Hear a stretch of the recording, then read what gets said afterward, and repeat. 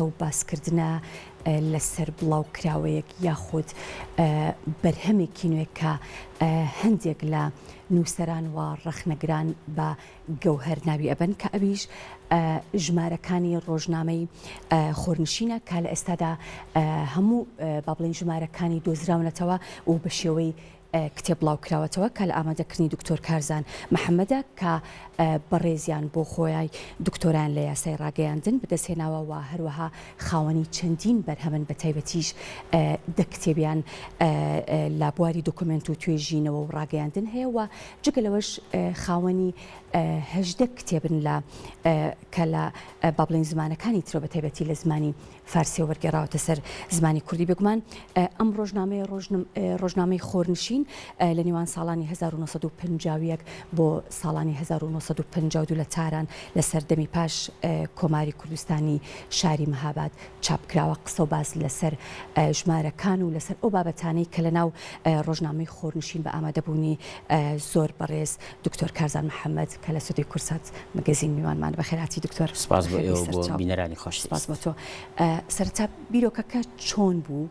و ئامانج لەم پرۆژەیە چی بوو؟ زۆر سپاس دەکەم یەکێک لە ئامانجەکانی هەر توێژەرێک گەڕانە بە دوای دیکۆمنت و بەڵگەنامە و ئەرشیفی ڕۆژنامەگەری کوردی بە تایبەتی ئێمە وەکو نەتەوە لە بەروی خاوەنی دەوڵەت نەبووین ئەرشیفێکی ئێجگار زۆر لە وڵاتانی دەوروبەر و هەروە وڵاتانی تری جیهاندا هەیە کە تا ئێستا نەدۆزراونەتەوە لە کاتێککە ئەمانە سەرچاوێکی زۆر گرنگن بۆ سەر لە نوێ نووسنەوەی مێژووی کورد بە هەموو بارەکانیەوە ئەو ماوەی کە لە تارانم خوێن زۆر گەڕان بە دوای ئەرشیفی کوردی یەکێک لەو ڕۆژنامانەی کە 70 ساڵەمەوە پێش بە زمانی کوردی فارسی دەرچووە ناوی ڕۆژنامەی خۆرنشینە کە دوای ئەوەی کە سەرجەم ژمارەکانم دۆزیەوە توێژینەوەم دەربارەی ئەنجامدا و لە هەمان کاتدا لە ڕووی زانستی ڕۆژنامەگەریەوە هەڵسەنگانی سەرجەم ژمارەکان کردو و سەر لە نوێ چاپکراوەوە ئەم ڕۆژنامەیە لە دوای ڕوخانی کۆماری کوردستان کۆمەڵێک لە ڕووناکبیرانی گەورەی کورد کە ئەچنە پایتەختی وڵاتان لەوێ کۆڵ نادەن بڵکو دەست بە خەباتێکی نوێ ئەەکەن کە خەباتی فەرهەنگیە دوو کەساتی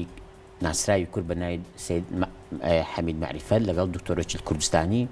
لە شاری تاران ڕۆژنامەیەکی کوردی فارسی بە ناوی خۆرنشین بڵاوەکەنەوە لە ساڵی 1950 بۆ 52 واتە لەو ماوە کورتەی کە دکتۆر مصەدەق ئازادیە بەخشێ بە گەلانی ئێران بۆی پشتیوانی بکەن بۆ پرۆژەی خۆماڵیکردنی نەوت ئەم دوو کەساتی کوردی ڕۆژهەڵات ئەم هەلە بە دەرفە دەزانن ئەم ڕۆژنامەیە بڵاو دەکەنەوە و خۆشببختانە تا ئێستا ژمارەکانی دیار نەبوون خۆشببختانە دوای هەوڵ و ماندووبوونێکی زۆر توانیم سەرجەم ژمارەکانی کۆبکەمەوە کە 15 ژمارە و سەر لە نوێ چاپمان کردێتەوە 15 ژمارەکە هەر 15یانت جارێکی تر دەستکەوتە تۆ چۆن با بڵێن پێداچوونەوەتان بۆ کردو و پاکنووسیتان بۆ کردو بۆ هەموو ژمارەکان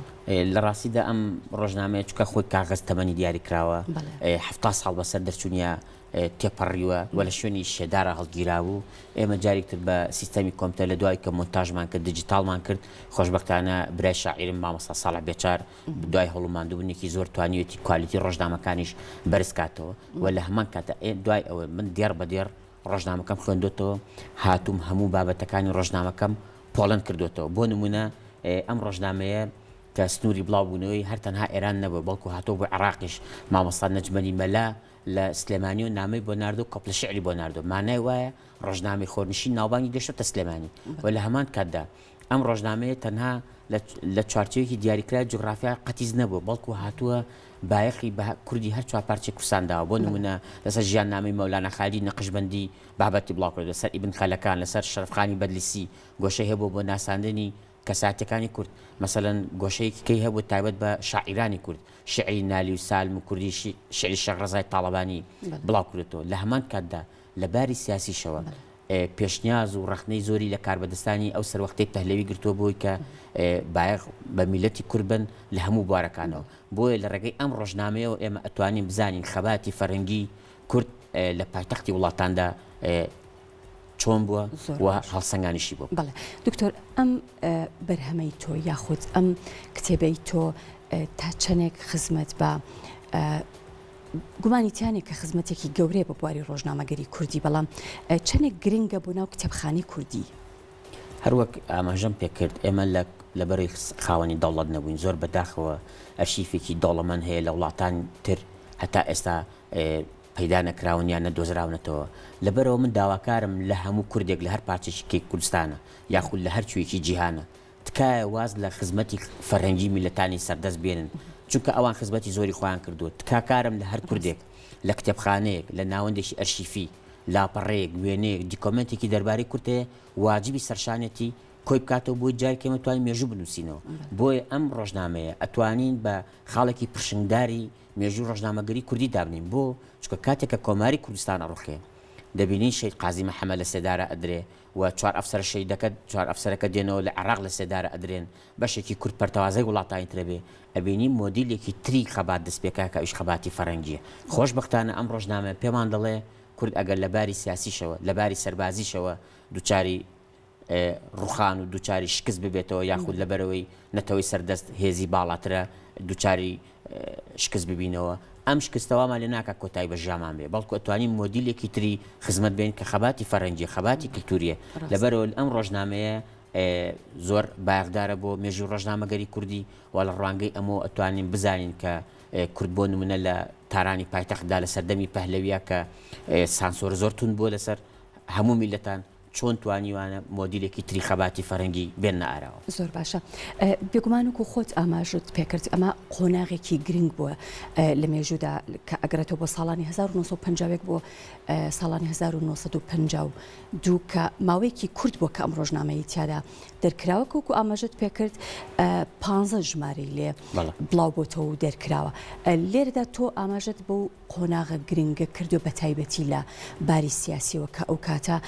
وەکو ئاماژت پێکرد نووسەران یاخود ئەو کەسانەی کە وەکو هەلێک ئەم دەرفەتیان با بڵین بە هەلزانیوە کە هەستاون بە بڵاوکردنەوەی ڕۆژنامەیەکی ئاوها گرنگ چه ئاماژەیەکی تایە بۆ ئەو قۆناغە بە تایبەتی لە ڕووی سیاسیەوە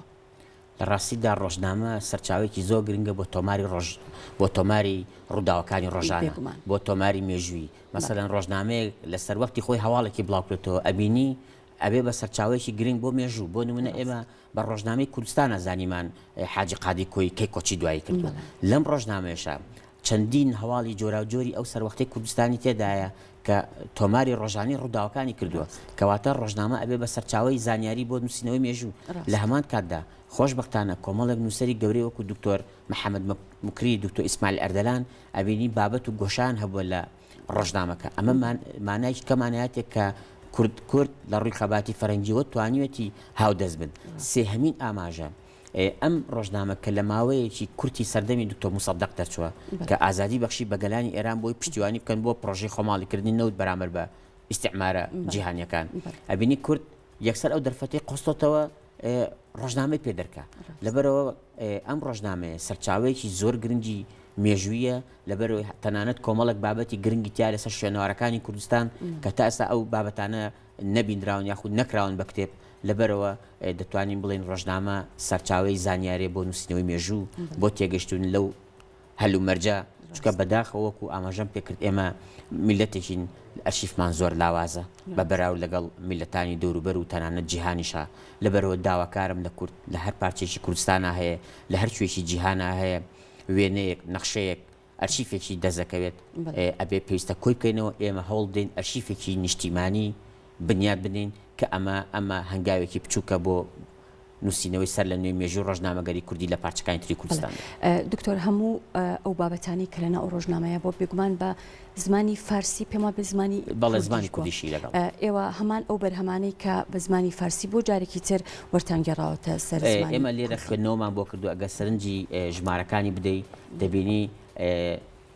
جگەلەوەی کە ژمارە و مێژووی دەرچوونمان نووسیوە ئیندێکسی هەر 15 ژمارەکەمان کردووە سەر یەک بەیەکی ڕۆژنامەکان بابەتەکانی ناو ڕۆژنامەکەمان ئیندێکس کردووە لاپەڕە چەنە ژمارەکەی چەنە بە چ زمانێکشە خۆشبەختانە لە وەختەدا ڕێگە نەدراوە بە زمانی کوردی وەکو ڕۆژنامە دەرچێت لە سەردەمی پەهلەوی بەڵام ئەم لەگەڵ ڕۆژنامە فارسیەکەیە لاپەڕێکیش تەرخان کردو بۆ زمانی کوردی بەڕاستی بەختیار عەلی لە شاری مۆسیقارەسپەکان قسەیەکی جوانەکە ئەڵێ باسی کارزان و هاوڕەکانێکە ئەڵێ لەو سەروەختەدا تیپێکی مۆسیقای منداڵانی کورد لە پایتەختی وڵاتاندا ئاوازێکی کوردیان پێشکەش کردایە وەک فەتحێکی نیشتیمانی سەری دەکرات لەبەرەوەی ئەگە ئەم ڕۆژنامە ئەگەر لە شارێکی کوردستانە دەرچوایە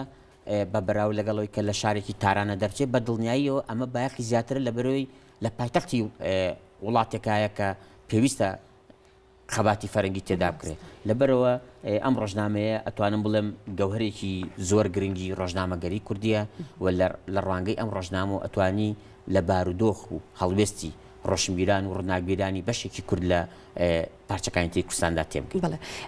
جگەل لەو بابەتانەی کە هەمووی ئاماژەی پێکراوە و لەناو ئەم کتێبەیە هەیە بۆ خۆتان هیچ لێکۆڵینەوەیەک یاخود هیچ توێژینەوەیەکتان هاوپێچ کردووە لەگەڵ ئەو بابەتانی کە با بڵێن ئەو سەردەمانە بڵاو کراوەتەوە لەو ژمارانە؟ بەڵێ پێشەکی بەرهەمەکەمان پێشەکێکی هەڵسەنگاندنە بۆ سەرجەمی ژمارەکانی لە ڕوانگەی کە ئایا هەڵوێستی سیاسی چۆن بووە بۆ نمونە لەم ڕۆژنامەیە لە چەندی شوێنە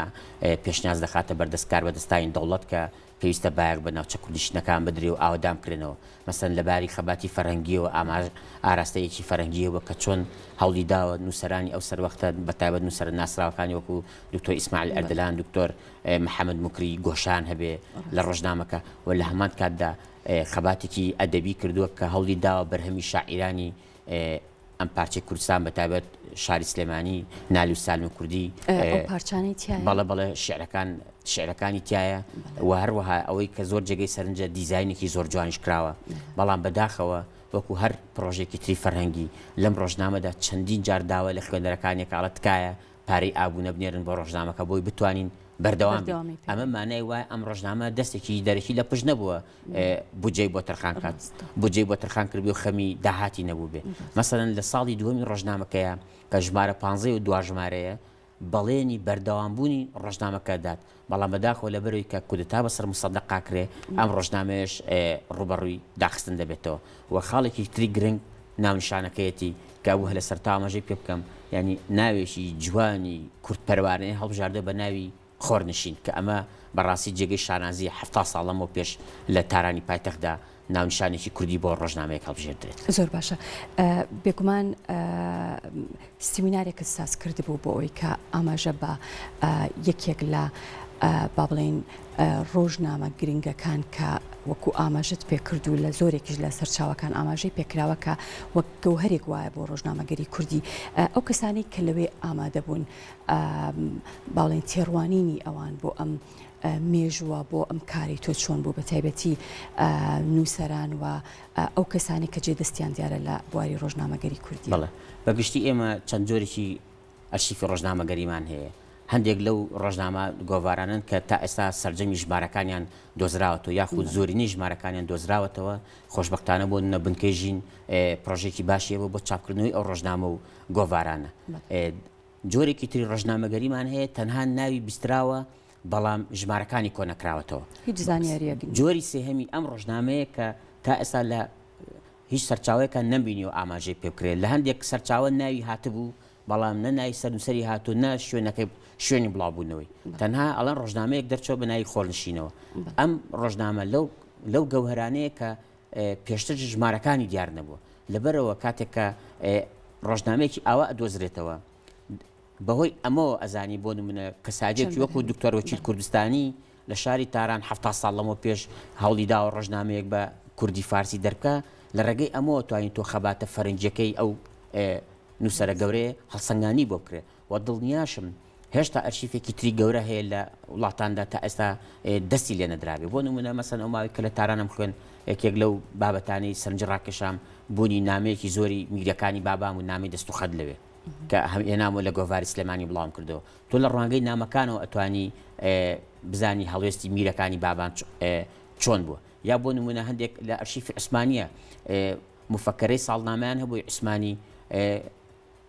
بەشێکی تایبەتە بە شاری سلێمانی یەکێک لەو شتانی سەرنج ڕاکێشام 120 ساڵ لەمەوە پێش کە باسی شاری سلێمانێکە ژمارەی قاوەخانە لە چاخانە زیاتر بووە یعنی تۆ 120 ساڵەوە پێش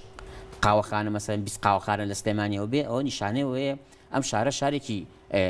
پڕڕووناکبیری بۆ نمونە کاتێک کە سەفەرنامەکان لە ئەرشیفی وڵاتان پیاکرێت لە ڕوانگەی سەفەرنامەکانەوە تۆ ئەتوانی بزانی چی گوزەراوە لە کوردستان لەبەرەوە پێم وابێ ئەم ڕۆژنامەیە گەوهرێکە کە ئەتوانێت هەڵوێستی کۆمەڵێک کوردی خەباجێر کە خەباتی فەرنجیان کردو لە تارانە هەڵسەنگانی بۆ بکرێت. دەستەکانت خۆش بێ لە دوای ئەم بەرهەمە چه بیرۆکەیەکت هەیە بۆ توێژینەوە بۆ ئەوەی کە کارێکی تری لەم شێوەی پێ بکەیت؟ لە ڕاستیدا ماوەیەک لەمە پێش ڕابەری ڕۆژنامەگەری کوردی لە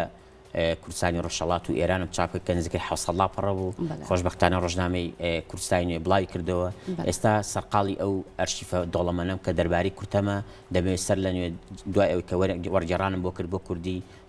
چاپ بکرێت بۆ ئەوەی بتوانین بە هەوڵی هەموو لایەک بە هەوڵی ڕووناکبیران بتوانین جاریش کە چایەک بە مێژوو خۆمان ناکوشینەوە و مێژوو بنووسینەوە. بەڵێ دەستەکانت خۆش بێ بە هیوای توێژینەوەی زیاتر و بەرهەمی زیاتر. زۆر بەڕێز دکتۆر کارزان محەممەد بەخێرهاتی. زۆر سپاس بۆ ئێوە بۆ بینەرانی خۆشەویست.